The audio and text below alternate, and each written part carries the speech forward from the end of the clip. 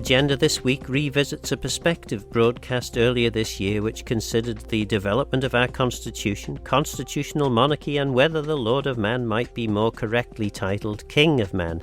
Advocate Peter Cannell has some interesting thoughts on the topic, and we also hear from Jane Glover about receiving her MBE from the man who has now become king. Peter Cannell is an experienced Manx advocate and in this piece gives a thoughtful consideration of our constitutional monarchy.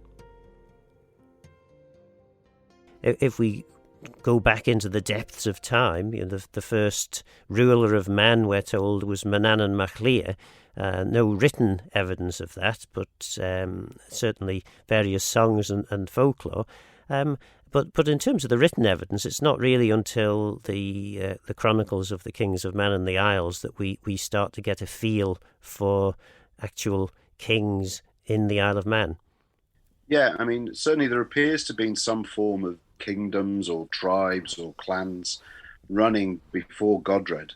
But the Chronicles seem to indicate that with the death of the King of Norway at Stamford Bridge, Godred Crovan took the opportunity to come back around to the west coast, which he was very familiar with, and he conquered Man and the Isles and effectively created it as a separate kingdom beholden to no one. And if you read the Chronicles, it appears not only did he control the Hebrides, the Isle of Man, but he had the Kingdom of Dublin under his belt, and he had Anglesey as well. So it was quite a large kingdom he managed with. And he certainly seemed to be completely sovereign within it. And that might be quite a difficult concept for the 21st century listener to get their heads around, that in essence the Isle of Man was the centre of a kingdom which pretty much ruled all the key spots in our part of the world. Yeah, I mean, best to think of it almost like one of the major trade routes you had to go from Norway to the Mediterranean either went down the east coast of Great Britain or down the west coast. And the east coast meant you went through the North Sea, which was not safe, particularly with pirates off what we would now call the Netherlands. So it was safer to sail down through the Western Isles and the Irish Sea. And that's where Godred Crovan and the Kingdom of Man and the Isles was.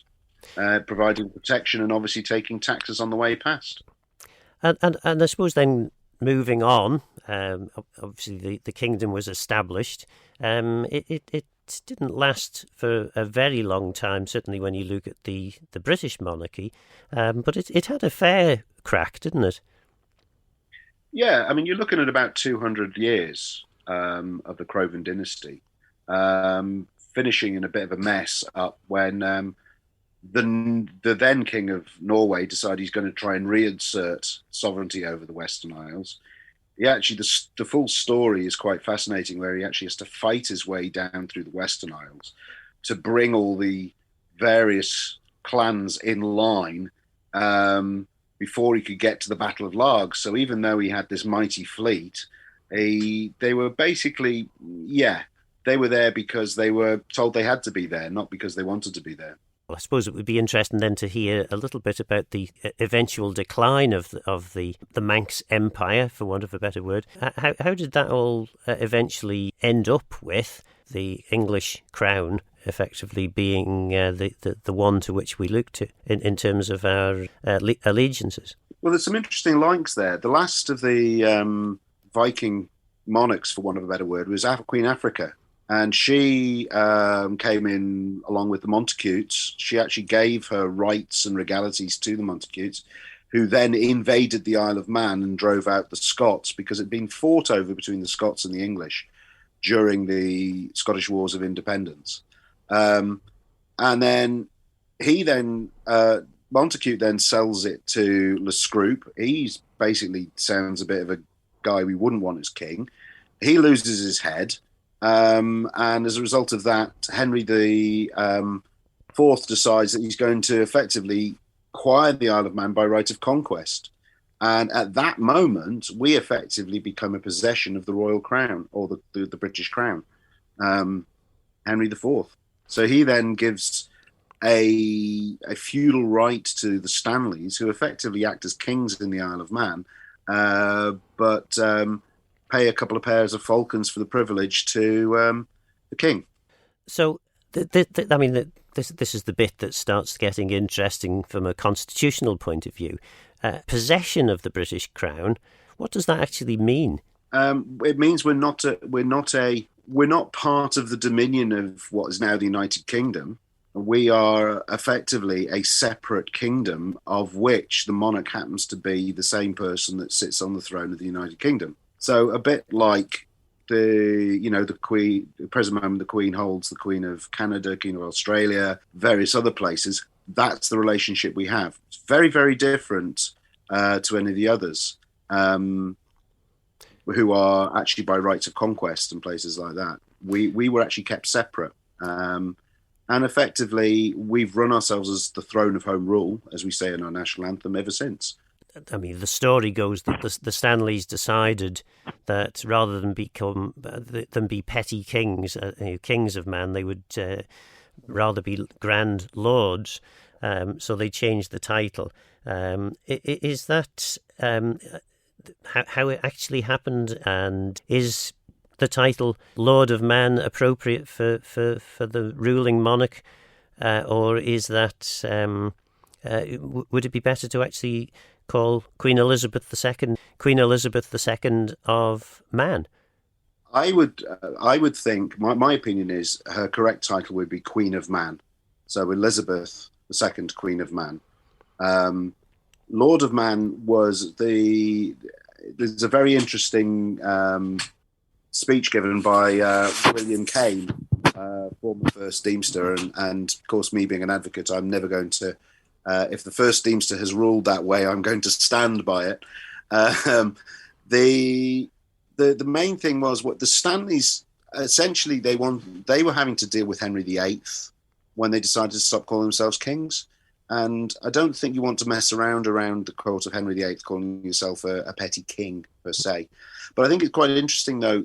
James Stanley II, Stanley, when he came over to the Isle of Man in 1422, so that's how far back it was, effectively constituted a constitutional monarchy system in the Isle of Man, where we had an absentee lord, stroke king, and we had a Tynwald that actually advised the lieutenant governor, and the lieutenant governor who actually was the executive.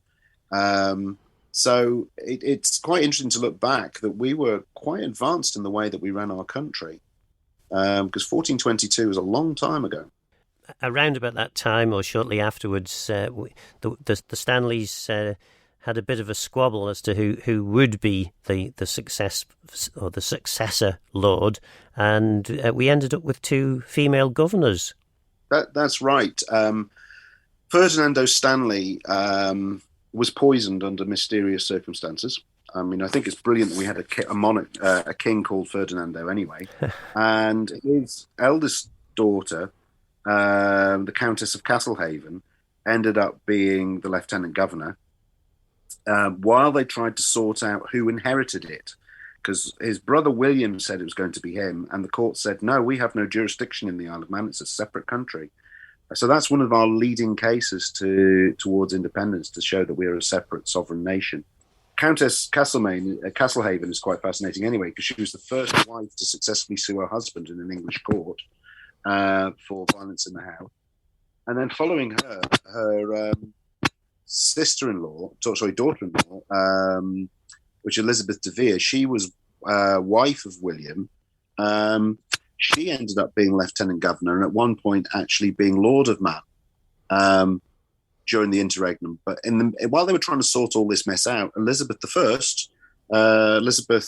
Tudor, actually ended up with full regality. So we ended up with Elizabeth I, Queen of Man. So we can have Elizabeth II, Queen of Man too. Queen Elizabeth then takes effectively the full control over the island, but appoints governor, because clearly she wasn't going to be coming to spend much time in Castle Rushen. How did things develop after that? Well, she gave it, when the Stanleys took back control over it, things were going along until we have the Stanley that's known as Stanlac Muir. More famous as the villain of the piece with Iliam Doan. But when you actually realise what he tried to do, he really is the villain of the piece. He decided that he was going to overturn all our ancient customs and effectively land grab all the land that we'd ever farmed. And the result of that was a lot of the farms were abandoned. The place was going down the tubes fast. And that's where we end up with a whole series of years of conflict where we try to insist to get our land rights back as Manx people.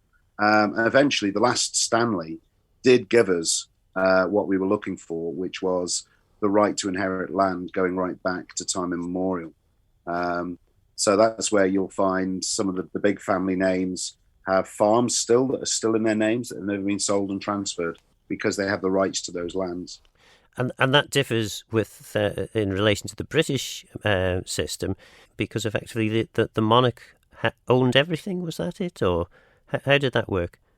Well, it's better to compare it to what happened in Ireland, where that didn't happen, and as a result of that, the Irish found themselves dispossessed of their own ancestral lands, became tenants, and then were shipped away so that these big farms could be established. The same happened in the west coast of Scotland, where the ruling elite effectively took over all the land. So, that's what's kept us as a separate and sovereign country, is the fact that we can trace these right back to the original Viking and Celtic roots. So then we had the Revestment Act, 1765. What was the significance of that? What it did was it took the sovereignty that the then Athels then had and took it back off them and gave it back to the crown as a possession of the crown. So from that moment onwards, arguably there was no need to have a Lord of Man, because we now had a King of Man in the form of George III and then George IV and so on. So then effectively no great constitutional developments until, I suppose, the 1960s, when the Isle of Man government started to become a real government. And when I say that, I mean it was, the government was done by the elected representatives as opposed to the governor with his council. And then I suppose from there we develop into the system we have today. How effective do you think our system actually is? I mean, bearing in mind we don't have a written constitution, so we can kind of play various games with this, can't we? Well, yeah. I mean, I jokingly say to my friends across that, we're small enough we can make the rules up as we go along. But we've actually got we have a constitutional monarchy where the defenders of the rule of law, i.e. the police, the judiciary, may swear an oath of allegiance to the crown, which keeps them independent from Tynwald and therefore free of any influence that Tynwald could bear on them. This is in theory. Obviously, everybody else has their own opinions about this, but this is what the structure is, which means that, nobody is above the law. And having an absentee monarch, head of state, effectively, which we have, allows us that ability to bypass the greed of man and be able to enforce the laws the way we do. So we have a proper separation of powers. We have a proper constitutional monarchy, probably with less in day-to-day interference than the Queen has in the UK, even though she has very minimal. But we do have an international representation in the form of the Queen and her good services through the consulate and defence. Couldn't we, though, just go down the route that many countries have? Certainly our closest neighbour to the west, the Republic of Ireland, in which they have chosen to elect a head of state. Why would we cling on to something which, bearing in mind the history you've just described, it's far from a glorious past? What would be the disadvantages for going down the route of an elected head of state? Well, the biggest disadvantage, I suppose, would be the influence and presence that head of state has in the world. I mean, the most fascinating thing about having the same monarch that is the monarch almost throughout most of the Commonwealth countries that still have a constitutional monarchy is that we're part of that Commonwealth and we're within that influence. Now, arguably, you can say the same if we have a president, because some have gone down those routes before. The advantage of electing a president would feel a lot closer to home. But then, of course, you then have all those influences and petty politics that go on internally, which the head of state currently would rise above. I mean, to be perfectly honest, I'm not sure the Queen is particularly bothered about an argument in the middle of Andros over something, or, a dispute over land in Ronagh or something like that. Whereas if you had an elected president from the Isle of Man who was born and bred, there may be a degree of influence in there, or even if there isn't, there's that implied connection. There's always that standing joke, isn't it, that people from the south don't trust people from the north and vice versa, And rightly so. We didn't talk about the Civil War deliberately since I've discovered that the South actually won, which really hurts. You're listening to Manx advocate Peter Cannell. I suppose the other side to the question then is what are the potential disadvantages from having a constitutional monarchy? The advantage of having a constitutional monarchy, as he said, is the way we have. And to be perfectly honest, the other one's cost. The disadvantage of going for a constitutional monarchy is there can be a historical baggage there. But then I would always ask the question as to whether we can rise above it. I mean, we need to look from history and we need to be proud of some of our history, but some of it isn't grand. And ironically, having the disadvantage that we've had with them in the past, when the monarchy was almost far more feudal than he is now, was what we saw with the great Stanley trying to grab all the land. There can be overarching powers. I mean, the lieutenant governors tried to use it too as well, which is why James Brown was famously thrown in jail, and so was Peter Norris's dad, and all the other journalists for publishing things that Tynwald and the lieutenant governor didn't like. Those sort of arbitrary powers have gone, which is great. Ultimately, I think, to be perfectly honest, we have to cut our cloth to the size that we are. We're a small island, and we need a system that works best for us. And anything that increases the costs of running the island with no perceivable economic benefit may be something we shouldn't be thinking about. Plus the fact, I always have this sort of feeling, if it ain't too broke, don't fix it. I always joke that we keep things going longer than most other people, which is why we have steam trains, horse-drawn trams, and the biggest water wheel in Europe. Yeah, and I suppose in terms of that ain't broke, don't fix it thing, the royal family has had a scandal or two in recent years, and but for accidents of birth, we could have ended up with Prince Andrew potentially becoming the next king. That would probably rather rapidly force a rethink on the whole idea of constitutional monarchy. Yeah, because essentially you're looking at a cost-benefit analysis. If we're associated with someone who doesn't have that moral standing that we all expect the sovereign to be, changes the whole thing, because then it puts us in a bad place on the world stage. That's always that sort of level of calculation. But we've got to also be very careful not to confuse the position of monarch and the person that fills that position. There's a sort of ongoing thing. It's like the Bishop of Sodor and Man is a title that has gone on for centuries, but there's been individuals that have been in there, some of which are maybe, shall we say, haven't covered their purple cloth with glory, and some of them that have. So you've got to differentiate between the actual position, the role, and the individual that's trying to fulfill that role.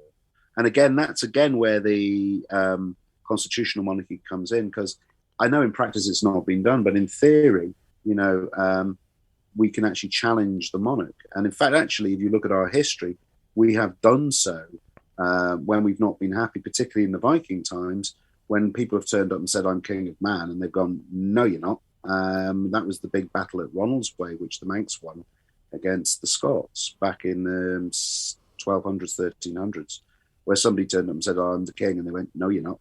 We're not having you." So there is a degree of sovereignty by acceptance by the people. as distinct to sovereignty by force.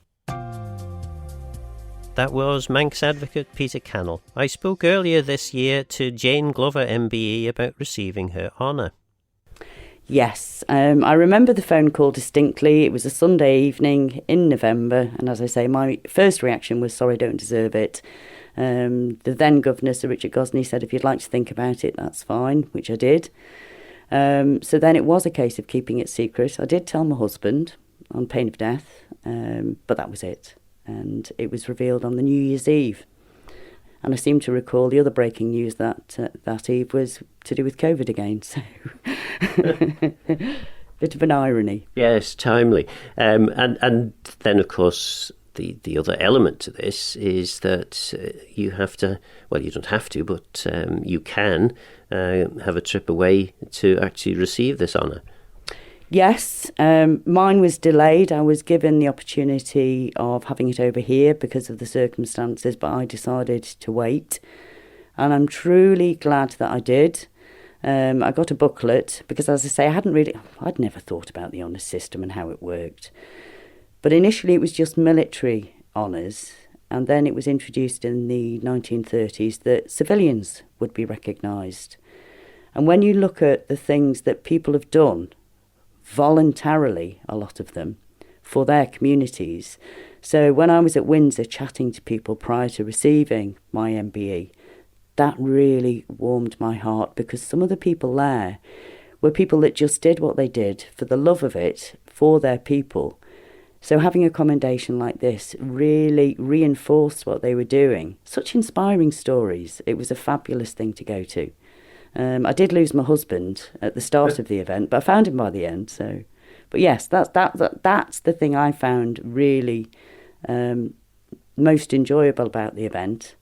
And I was lucky enough to have my award presented by Prince Charles, who of course has been to the Isle of Man, recognised the Manx Tartan Sash, so was talking about the Isle of Man and how we'd fared during COVID. And 2 days after I returned, I received an email because he had COVID. And I was classed as a close contact of Prince Charles at the time. and in terms of the actual event, presumably it's not just a case of rocking up 5 minutes before and taking your seat. There would be security and all this sort of stuff. A fabulous welcome. And you get moved from room to room throughout, rooms that probably the public never see, but all the staff and all the welcomers, fantastic. So you rock up about 9:30, 10 in the morning, and you're gone by 1:30 in the afternoon. So yes, we saw various different rooms. We were masked up at the time. I stumbled into one lady who I later worked out was Dawn French. So it's strange who you meet in these places. And in terms of the event then, the lasting memory of the whole thing? All the people that I met, the stories that I heard, the people that I chatted to. I think that was probably my favourite element, and being able to curtsy without falling over. That was Jane Glover MBE. No agenda next week because of the bank holiday, but we'll be back the following week with a healthy dose of politics.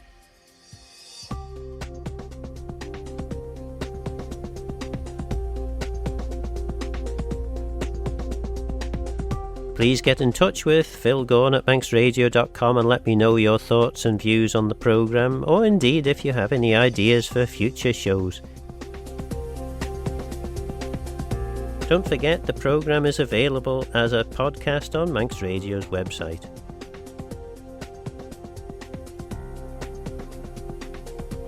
For now though, I'm Phil Gorn. Guramayo, thanks for listening.